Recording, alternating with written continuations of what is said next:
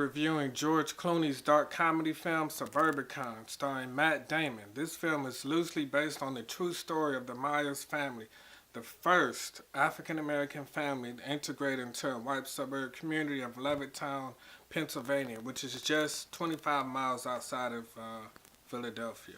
Levittown advertised itself as the most perfect planned community in America. Its developers provided a blueprint not just for houses, but for a community. A community full of working-class white families in the 1950s. What could possibly go wrong? We'll get into that in a minute, unfortunately.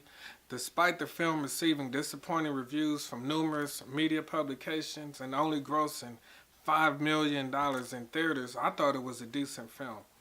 This is the first film that I can remember that brings to light the racism involved in blacks leaving the city to the suburbs. Even if it's just a comedy based on a serious, dangerous event, the comedy never outshines the threat of racism in the film as well, which is hard to do, I feel like. The film's main focus is actually Matt Damon's family more so than the Myers family who stays next door. The Myers family is rarely seen in the film, and it's usually when they're experiencing racism, when in reality the crime and murder is happening within Damon's household, which is symbolic on so many levels we don't have time to discuss it. This lack of screen time may seem like a slight to the Myers at first, but it actually builds the validity to the fact that racists don't care if you're non-threatening at all, even to the point of ignoring their own issues. There were numerous protests, one particularly in which over 500 people were in front of the Myers home. Their car and property were damaged completely. 5 men were arrested, throwing rocks in their window, a cross was burnt, and KKK was spray painted on their home, all in separate events. There was even a community meeting with 600 residents to petition them out of town that eventually failed. For what? Despite all of this, the Myers family stayed there for 4 years until the father decided to relocate for a job, which brings me to my main point: white validation, the American dream. The lengths we go through just to be treated like crap really needs to undergo a collective psych evaluation.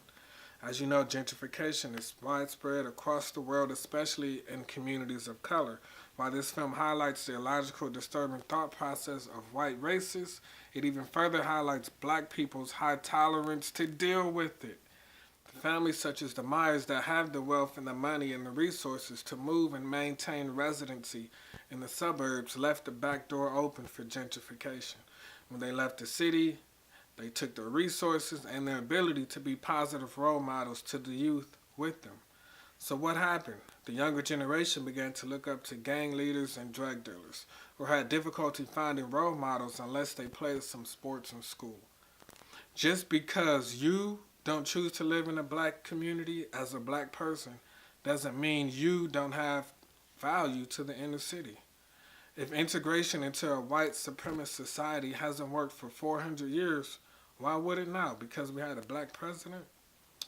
I'll let you figure it out. I give the movie 3.25 stars out of 5. Until next time, think independently. Your future depends on it. Stay tuned for more Melanated Media news.